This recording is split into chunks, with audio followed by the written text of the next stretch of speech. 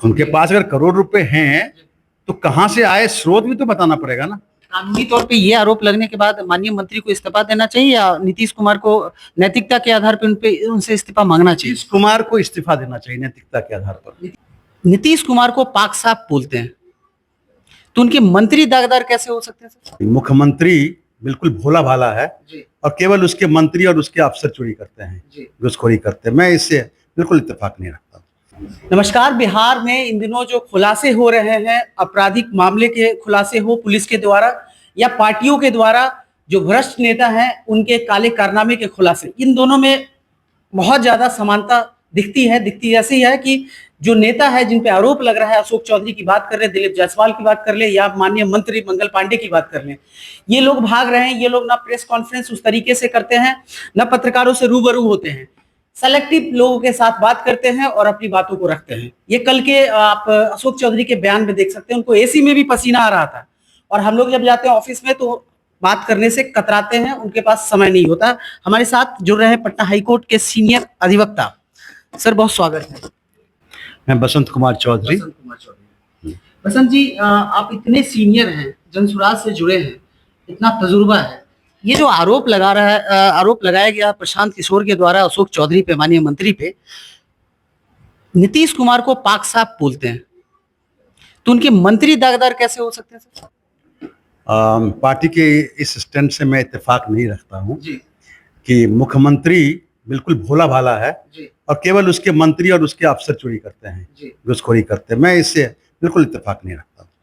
हाँ, मुख्यमंत्री, ये जनता को ये सोचना चाहिए कि मुख्यमंत्री को हर एक बात की जानकारी होनी चाहिए। मुख्यमंत्री के विभागों में विजिलेंस एक इम्पोर्टेंट विभाग होता है, वो होम के भी मिनिस्टर हैं और विजिलेंस विभाग भी उनके अंदर है। और इसके बाद अगर वो नहीं जानते हैं तो मुख्यमंत्री रहने लायक नहीं है वो।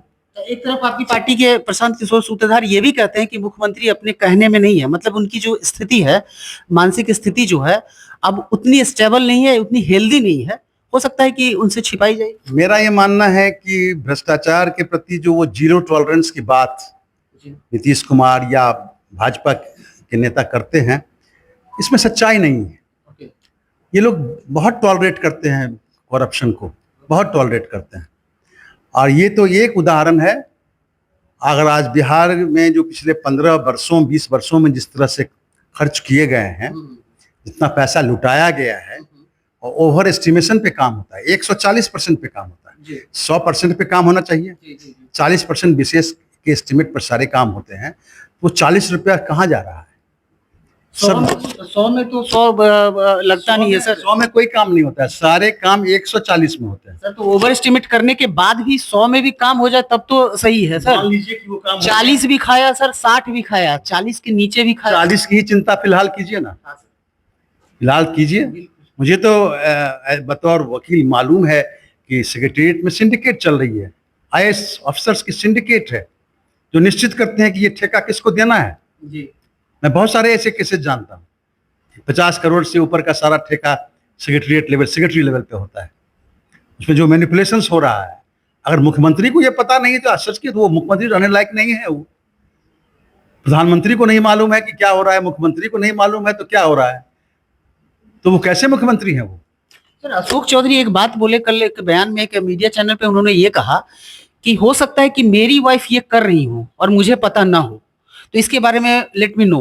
तो सर ऐसे कैसे हो सकता है कि एक बिहार सरकार में इतना कद्दावर, मतलब एक एक्सपीरियंस मंत्री जो कि इतना मंत्रिमंडल को हैंडल करता हो, जो इन सारी चीजों को देखता हो, उसको अपनी बीवी के बारे में पता ना हो? असंभव है सिद्ध करना, बिल्कुल असंभव है सिद्ध करना कि पत्नी और पुत्री और समधिन के द्वारा धन खरीदे जा रहे हैं, जमीन खरीदे जा रहे हैं, उनको कुछ पता नहीं है। उनको सिद्ध करना पड़ेगा कोर्ट में under section 3 of prevention of money laundering act कि वो इससे बिल्कुल अलग हैं, जो सिद्ध नहीं कर सकते हैं।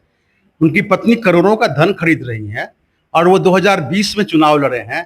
क्या उन्होंने घोषणा किया था पत्नी का धन जिसमें उनको करोड़पति दिखलाया गया था? वो इनकम टैक्स पेई हैं, उनको अपने अलावे पत्नी का भी धन दिखाना पड़ता है, तो मालूम होगा आपको ना। और डिपेंडेंट चिल्ड्रन का भी दिखाना पड़ता है। तो क्या उन्होंने दिखाया था कि उनकी पत्नी करोड़पति हैं? उनकी इतनी आमदनी है कि वो 47 करोड़ का धन खरीद सकती हैं या 5 करोड़ का ही धन खरीद सकती हैं।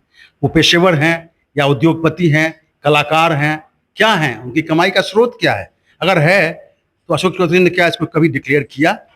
सर आप एक प्रॉब्लम में तो आप लोग भी आ गए ना सर। क्या प्रॉब्लम? जो 100 करोड़ का आप लोग पे मानहानि का दावा ठोका गया है, अब नई पार्टी है, आप लोग इधर चुनाव लड़ेंगे कि 100 करोड़ का अरेंज करेंगे? देखिए, सूट फाइल होता है, नोटिस से कुछ नहीं होता है। कुछ नहीं। वो सूट फाइल करेंगे, उसके एडमिशन में 1 महीना लगेगा। जी। पहले तो सवाल उठेगा कि 100 करोड़ का जो कोर्ट फीस देंगे वो दलित परिवार से आते हैं, गरीबी का ढोंग करते हैं, तो कोर्ट फीस कहाँ से जमा करेंगे? वो इंसॉल्वेंट तो है नहीं, क्यों कहेंगे कि हमको बिना कोर्ट फीस का सूट लड़ने दिया जाए? तो पहले तो वो पैसा जमा करेंगे ना, सूट लड़ेंगे ना, और फिर प्रशांत किशोर पे नोटिस जाएगा ना, उसके बाद फिर रिटन स्टेटमेंट फाइल होगा ना, इसमें बरसों लगेंगे। और अगर ईडी नहीं एक्ट करती है, विजिलेंस नहीं एक्ट करता है, तो हमारी पार्टी को और प्रशांत किशोर को ये मौका मिलेगा कि वो सिविल कोर्ट में ये सिद्ध करे। हमारे पास दस्तावेज है, ओनस उनके ऊपर है, उनको ये डिस्प्रूव करना पड़ेगा कि उनको जानकारी नहीं है। अगर हम सत्य उजागर करते हैं और सत्य उजागर करने से किसी की तथाकथित मानहानि होती है, तो ये मानहानि नहीं होता है। हाँ, ये सच्चाई का उद्घाटन मानहानि नहीं होता है। मतलब ये जो होगा केस डिसमिस हो जाएगा? प्रशांत किशोर तो कोई आरोप लगा ही नहीं रहे हैं। वो तो कह रहे हैं कि दस्तावेज देखो भाई, आपकी पत्नी करोड़ों का धन खरीद रही है, आपकी पुत्री जो सांसद है वो करोड़ों का धन खरीद रही है। बता दो लोगों को कि ये लोग सब करोड़पति थे, इन लोगों के पास पहले से करोड़ रुपए हैं, बताओ। और तब ये भी बताना पड़ेगा कि कहाँ से आए। उनके पास अगर करोड़ रुपए हैं तो कहाँ से आए, स्रोत भी तो बताना पड़ेगा ना। कानूनी तौर पे ये आरोप लगने के बाद माननीय मंत्री को इस्तीफा देना चाहिए या नीतीश कुमार को नैतिकता के आधार पर उनसे इस्तीफा मांगना चाहिए? नीतीश कुमार को इस्तीफा देना चाहिए नैतिकता के आधार पर। नीतीश कुमार को इस्तीफा देना चाहिए। अगर उनको मालूम ही नहीं हो रहा है कि उनके राज्य में लूट हो रही है, तो क्या औचित्य है उनके मुख्यमंत्री बने रहने का? क्या औचित्य है? ये कैसा न्याय के साथ विकास, और कैसा विकास पुरुष है वो? और इससे भी बड़ी बात उठती है ईडी के ऊपर कि आज 10 दिनों से ये बात हो रही है, वातावरण में स्वतः संज्ञान भी नहीं, और वो कोई संज्ञान नहीं ले रहा है। अगर शायद दूसरा नेता होता तो ईडी की टीम पहुंच जाती, अभी तक रेड हो गया रहता, तो अलग कोई पार्टी होती। निश्चित रूप से मोदी सरकार पर ये सवाल उठ रहा है, केंद्रीय सरकार पर ये सवाल उठ रहा है। इन्फोर्समेंट डायरेक्टरेट जो है वो केंद्रीय सरकार के अंदर है, और मनी लॉन्ड्रिंग का हर एक केस वो इन्वेस्टिगेट कर सकती है। वो आए दिन तमिलनाडु चले जाते हैं, कश्मीर चले जाते हैं, आसाम चले जाते हैं। बिहार इतना नजदीक है दिल्ली से, बिहार से हजारों लोग, लाखों लोग रोज आते जाते हैं।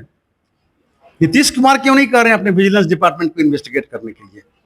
यही उनकी संलिप्तता सिद्ध कर रही है कि वो भी इसमें संलिप्त। निश्चित रूप से बड़ा आरोप लगा रहे हैं अपनी ईमानदारी बनाए रखना, बेईमानों के साथ रह के, ये कोई नैतिकता नहीं है, नहीं है।